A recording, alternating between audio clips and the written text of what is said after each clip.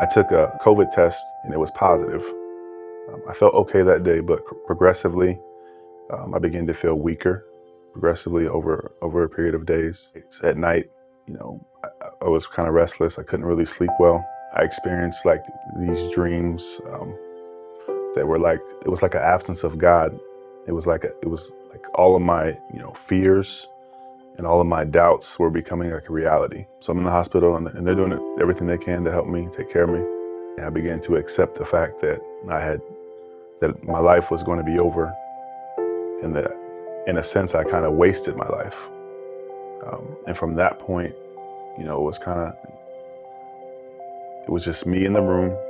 And then there came a point where, I turned the TV off, and then at that point I just felt like, God's spirit was, began to talk to me, and, he kind of asked me like, are you ready to talk to me now? And even though he had been speaking, to me even before that, I was ignoring him. But I was in a state where I had to be still, where I didn't have the distractions. I didn't have the excuse of taking care of family, or I didn't have the excuse of working. The excuses were gone. It was just God and me. So now there is no condemnation for those who belong to Christ Jesus. Romans 8:1. For me, it meant, that not that I'm without sin, or not that I'm better than anyone, or even better than I used to be, but just simply allowing God to order my steps. And one of the things that I felt God's spirit telling me was to, when I speak, listen. That was kind of part of the deal. It's like, I'm still here.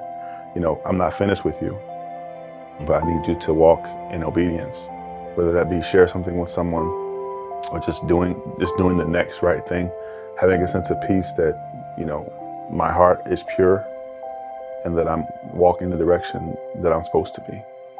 That doesn't mean that you won't make a mistake. That doesn't mean that you won't be wrong. But you have the freedom to continue to walk, and the mistake or the wrong doesn't define you. Very powerful.